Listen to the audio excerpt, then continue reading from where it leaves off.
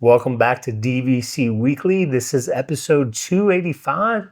My name is Jason Upling. I'm here with, I'm the broker of Buy and Sell DVC. I'm here with Scott Ferrioli, who is sporting his new Maple Meadows Golf Course shirt, which is a golf course that is in a suburb of Chicago. Today's fashion is sponsored by our good buddy Chris Malik, who I wear a black Maple Meadows shirt all the time, and he said, I'm sick of seeing you wear that shirt constantly, so he gave me a new one to wear for the show. So thank you, Chris Malik from the Edcott Group.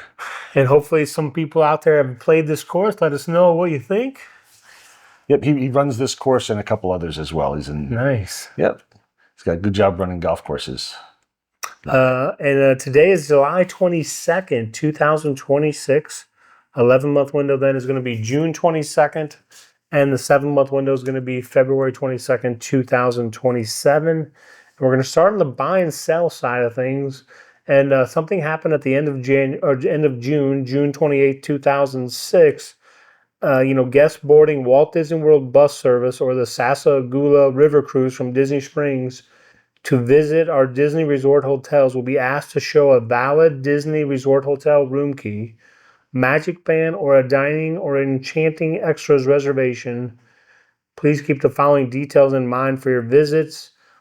Guests with a valid Disney Resort hotel reservation may board any Disney bus service or Sassagoula River Cruise boat from Disney Springs. Guests with a valid dining or enchanting extra reservation may board the appropriate Disney transportation from Disney Springs up to 2 hours before the reservation time. This process is specific to Disney transportation from Disney Springs to Disney Resort hotels. Guests may continue using available Disney transportation from theme parks to Disney Resort hotels. So this was really kind of a crackdown on the free parking hack, if you will, that people were doing. This is something that Scott wrote down. He's like, this is a gold mine for debate. On one side, it frees up transportation lines for paying resort guests who were dealing with massive wait times. On the other hand, it completely shuts down a multi-decade-old trick used by locals and budget travelers. You can debate whether this pushes people too far into the Disney is getting too restrictive camp or if it was a necessary operational fix. I mean, Personally, I'm kind of fine with it. I was asked before this came out, probably 3 weeks before it came out, I was asked by a family member who's coming to visit, and who just said, like, how do I avoid paying for parking? I know there's ways, and I'm like, I didn't feel comfortable saying it even, because I was like, it's kind of, I feel a little slimy. It's okay. It's a tough one. I don't think it's that beneficial either. Would you rather pay $25 if, say, you're going to Magic Kingdom? Would you rather pay $25 and park at Magic Kingdom? Or would you rather pay $25, have to park at Disney Springs, then walk through security, and then wait for a Disney bus, and then take the bus over to the park? It's like you're saving $25, but I figured that's going to take up an extra hour of your day. So for me, it probably wasn't worth it to begin with. But I was like, I didn't like the idea of the people who are trying to use it, who are supposed to be able to use it, like having much longer waits. So super crowded buses because everybody's trying to do this hack. I don't know how rampant it was. Like, I don't know if there were crazy lines or what the deal was, honestly. But I mean, it's the main thing is that just Disney wants their money. There was a way that people were avoiding paying for parking, and Disney wants to crack down on it. Do they really care too much probably about the resort guests? Probably not so much. They want the $25, whatever, $30 a day, whatever it is to park at the parks now. They want that money. So they found the way to cut it down. I mean, really, I go back. I'm going way back to the late 90s. How far things have changed. Like, I remember going, and I wasn't really, but I remember going to like ESPN, and you would just pull into the boardwalk and be like, I'm going to ESPN today. And they would just let you in and you would park. Now, we were actually going to ESPN, but I'm sure people could do that and then walk into Epcot or take the boat to, Hollywood Studios. And then at night, if we were going to Jelly Rolls, we would just go in, I'm going to Jelly Rolls. Like, now, if you actually ask me how, like the ESPN Club is now the new cake shop.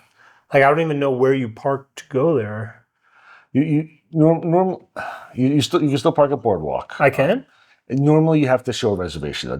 Depends how tight security is that day, but normally you have to show some sort of reservation that you have for Cake Bake Shopper. But I mean, I miss that too. I miss ESPN Zone, and I miss Big River Grill, just because those were. I love Walker. I love Boardwalk. I love walking around that area, especially at night. And those were two inexpensive options that they used to have. And I hate the fact that they had to tighten up security, and they've taken away the less expensive options, and now it's much more expensive to try to go to a restaurant there. So I don't really go there as often as I normally would have. So I really do miss that. Big River Grill was a great one. A lot of times living local, I would sit there and I'd search for what was available. It's 11:30. Like, hey, ask my wife, we'll go out to lunch today. What's available from 12 to 12:30? And a lot of times Big River Grill would be there. Just drive over there. Here's my reservation. Let you park, and then you get to walk over to Big River Grill, sit outside, overlooking the water. Like it was a great atmosphere. I love doing it. And Disney has cut away those options, and now is making things tougher. I mean, and again, I go back to, my wife and I used to go, and when Disney Springs, West Side, you said that huge parking lot. We parked there, and we used to go to the restaurant there where they had a window and you could get empanadas, and then we take them into the movie theater. It's just, at the end of the day, this to me is just like this part of, evolution and the change, I guess. Yeah. But like you say, the thing about saving $25, because at the end of the night, then you have to come all the way back. You have to do the same thing. Yeah, exactly. So I'm saying on the way there and the way back, this is at least an hour extra onto your day. And picture going over to Magic Kingdom or something. You're exhausted at the end of the day. And then you got to walk out of the park, and then you got to hop on a bus just to take the bus all the way back to the parking lot to try to then walk to find your car and then go back. It doesn't seem worth it, really. Yes, Magic Kingdom's a little different, but the Hollywood Studios, literally you walk out of the park, you hop in your car, now I've got to take a bus, and I've got to wait for a bus, and then stand there with the people taking the bus all the way back to Disney Springs, and then just walk through there, go through the garage and get to my car then. I'm like, you could be back at your resort or back at your house by now, and you're still on a bus. It just didn't seem... And I don't know what percentage of people were doing this. I mean, I'm sure it wasn't a lot. I can't imagine it was a high percentage, but I guess it was enough that it hit Disney's radar and they decided to make a decision about it.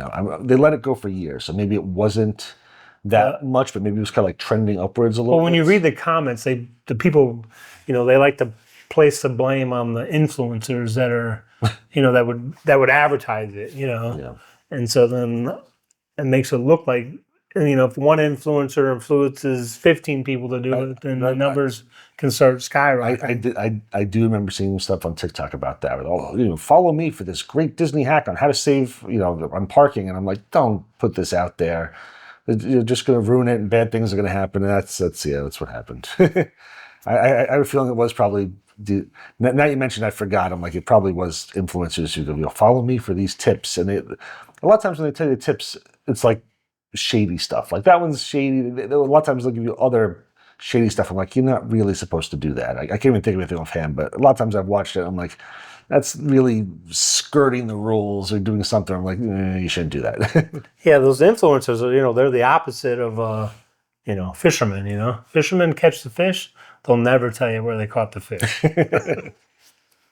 All right, now we're on to the food review of the week. Come here, I'm gonna eat you! Get in my belly! So for today's food review, we actually have a video from Debbie.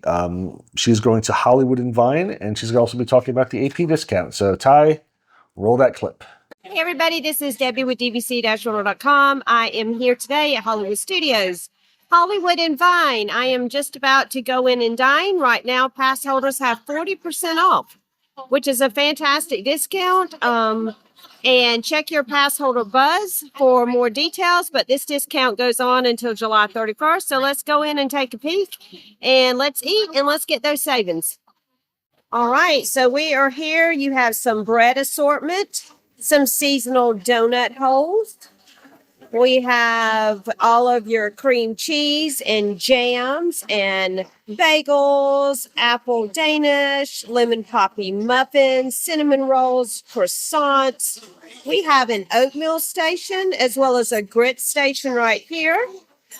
We have fruit fruit salad. We have cheese and smoked salmon, banana Foster's, French toast, spoon bread casserole, strawberry streusel pancakes, whipped cream, turkey sausage right here, salmon and bagel casserole, plenty of bacon, sausage links, scrambled eggs, cheesy potato casserole. There is a kid station right here that has an oatmeal bake, Mickey-shaped waffles, potato barrels, silver dollar pancakes. You can see we do have a make-your-own omelet station, and they do make fantastic omelets here.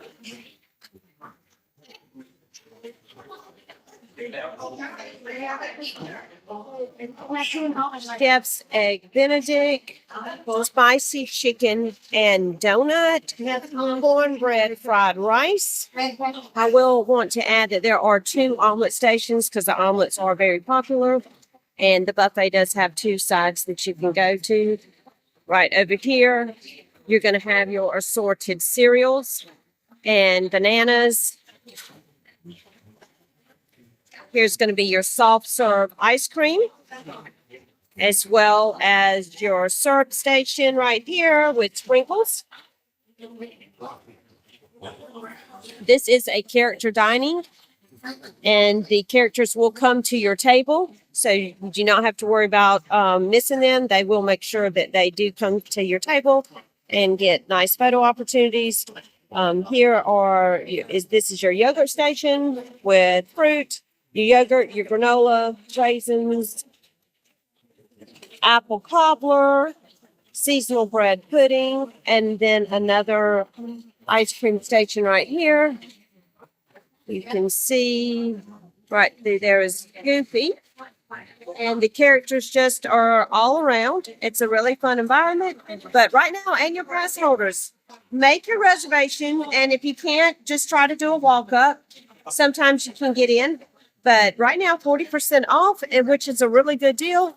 And your beverages are included, not alcoholic, but regular beverages are included, like Coke, coffee, orange juice, things like that.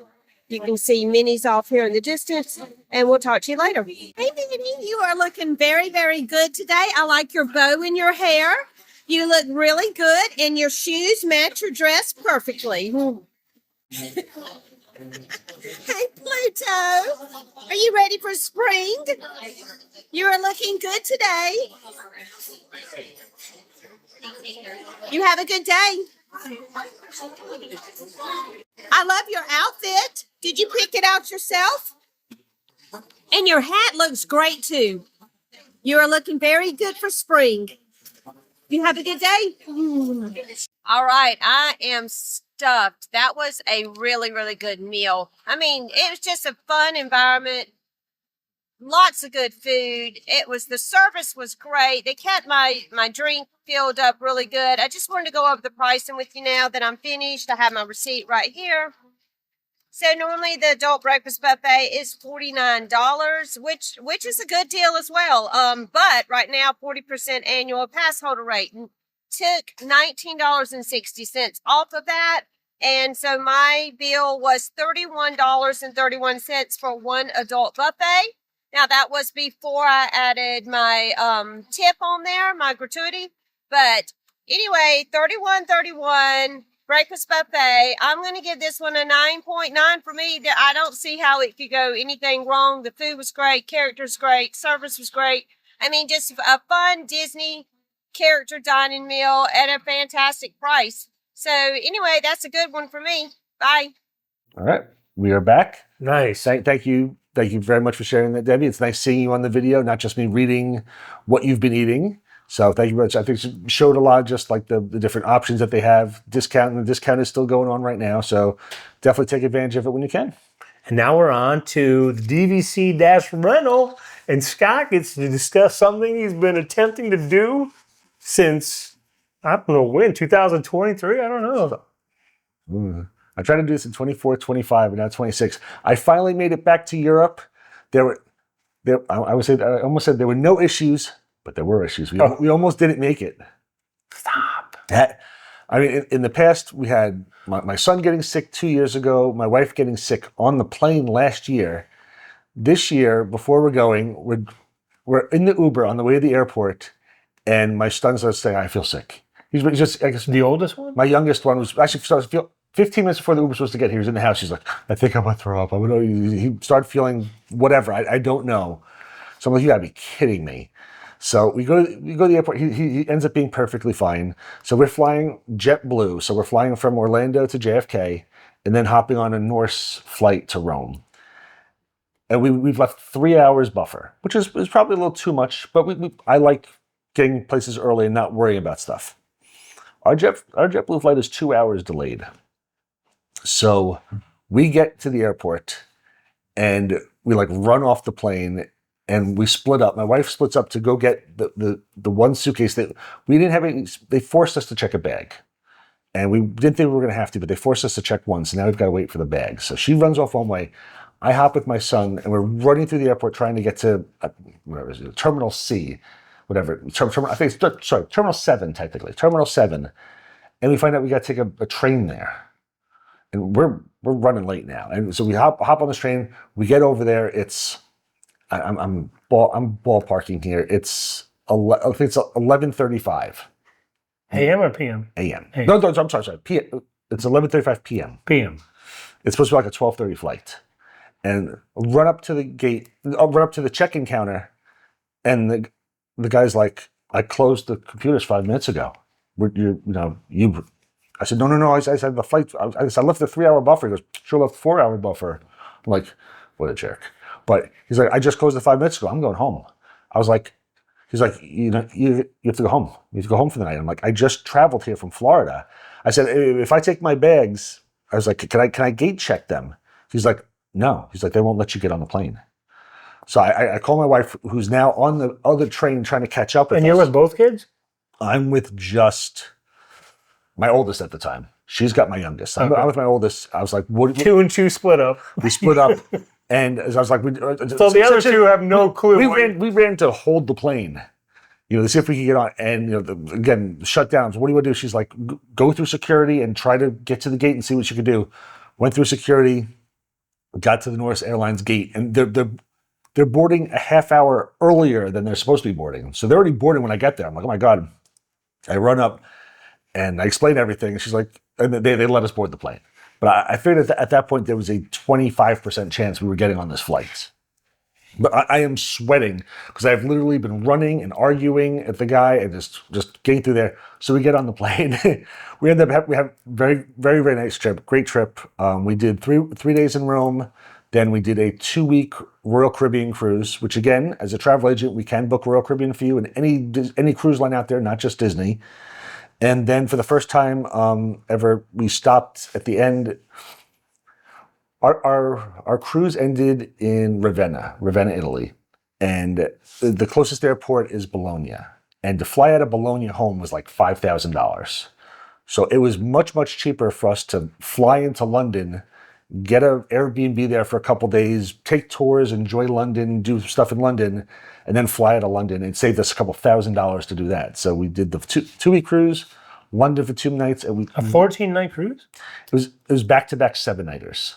So it went from Rome to Barcelona, and then Barcelona around and ended in Ravenna. So it was two 7-night cruises back-to-back, which had a great time. You had 2 rooms?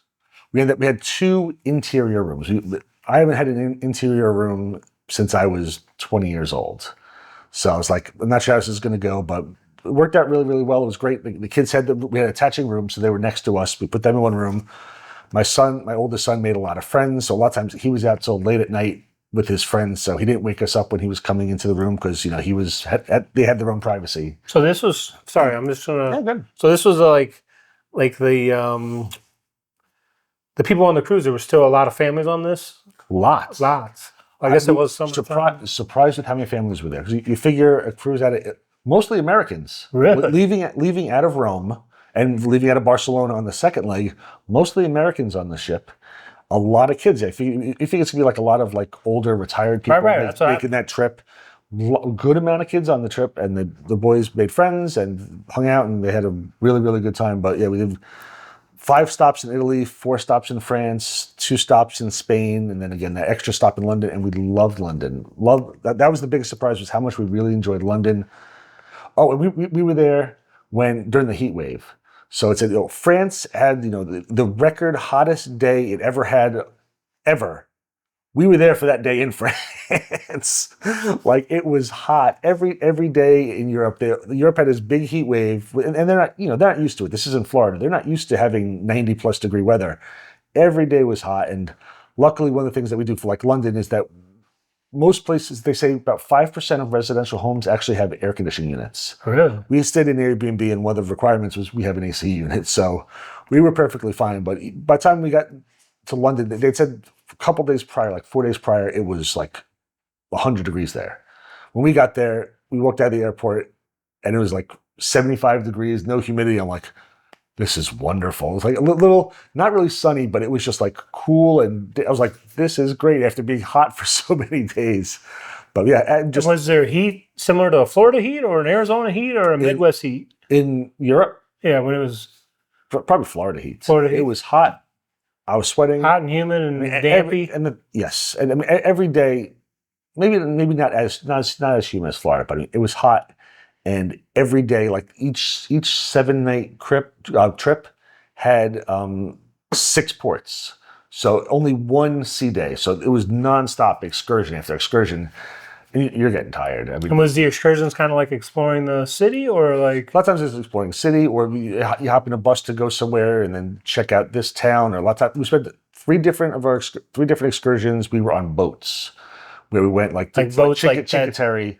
Like to Like go a 10-man boat, or like a 100-man boat, or like a 500 person? Most are probably 30 people boat, 40 Okay. people boat. So smaller, but not like a giant ferry boat, but also not like a little rinky-dink one. But like, Not a kayak. not a kayak. Definitely not a kayak, but just checking out different areas. You go to Cinque Terre, you check out they pulled into all the different 5 lands of Cinque Terre, and it was a very, very nice trip. But I was very happy to be home afterwards. It was 21 days. The dog was in, put her in pet paradise where she gets and plays with other dogs and stuff. She was there for 21 days, and you can always pull up the video and see like what she's doing and stuff. So that was cool. But like, I'm sure she wanted to be out of there, and we're happy to be home. Put it that way. We were very happy to be home. Had a great time. And again, we can book this stuff for you as well. Any cruise line. We absolutely love the cruises. When was the last time you were on a cruise? It's been a long 2019. time.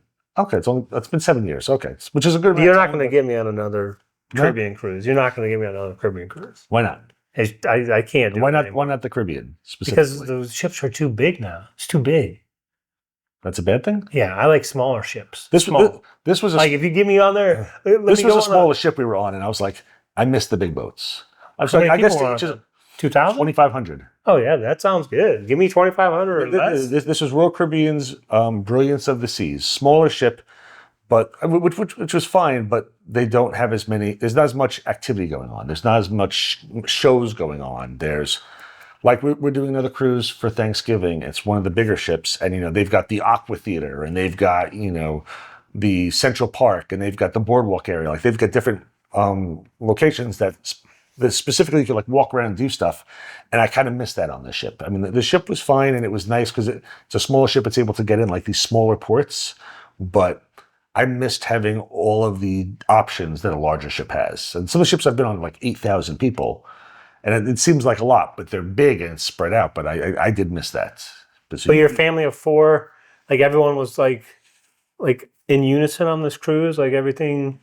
Yeah, Everyone was like excited and had fun, and there was a difference in this cruise, and it's my oldest son aged out of the teen club. The teen club's 13 to 17, and both of my boys would go to that. And I guess my youngest was comfortable having his older brother there, and my oldest now has aged out. So now there's another group, and there was it's the 18 to 25 group, and my oldest son made friends right away, had a blast, was sometimes out till 4 a.m, hanging out with them. Like, He had a wonderful time. He didn't fall in love with any girl from London, right? No.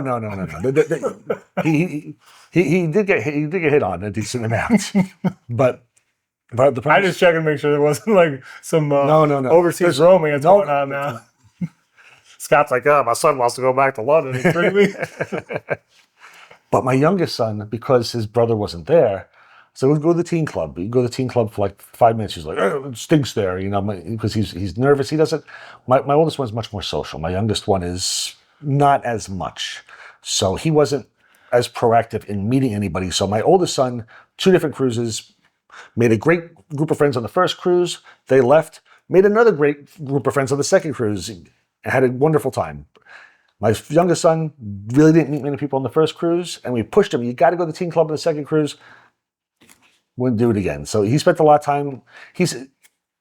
And I have to respect him because he sat there and said, please stop pushing me to meet people. I'm very happy just sitting in the room on my phone or hanging out with you guys and going to shows and playing like pool and stuff. So he said, I'm having a good time. Please just don't push me. I'm like, fine. It's just I wanted him to. I would have liked to have a little time with my wife without him as much, but it was nice having him around. I'm sure in a couple of years maybe I'll miss that. But I wanted him to just go out and meet friends and have a good time. And he's just like he wasn't comfortable, and he just said, I'm having a good time. Just kind of like leave me alone. Don't bust my chops. I'm having a great time. Just let me do my thing. I'm like, fine. So but it was a great cruise. We had a wonderful time. Everybody liked all the food and everything? Yeah, the food was decent. After 2 weeks, it starts getting a little repetitive because a lot of times when you're on the cruise ship, it'll get a little repetitive. They'll have the same stuff like in the buffets many times. But they switch it around. They do a good job, but a lot of times it was the same stuff. And and the main dining room has like something they do every night, and then they have the staples that they have every night. Like they've got strip steak that they serve every single night, and chicken. Like they'll have like 3 new options, and then 4 things or maybe 4 new options and 5 things that are like every day we have this in case there's something else you don't like. And after 2 weeks, it started to get a little repetitive. And oh, here's this night, and here's this night. And then on the way back, we're like, oh yeah, here's that same night. And oh, here's Caribbean night again. And oh, here's Mediterranean night again. And here's Italian night again. And you're like, all right. But we ended up, we had a really good time. Just, I wish it was a little bit bigger ship. And I wish there was a couple different things, but I was just thrilled we made it. Nice. We sat down on the plane, and we had seats where the business class. We're not in business class, but we happen to have in the next section back. They have ones where there's nobody in front of you, so there's no seat in front of you. You can put your legs out. It costs a little more, but for a long flight, it's worth it.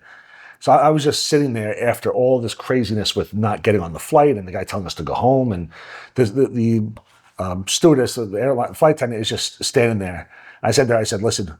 We are going to be your easiest people here. I said, we are just so happy to be here right now.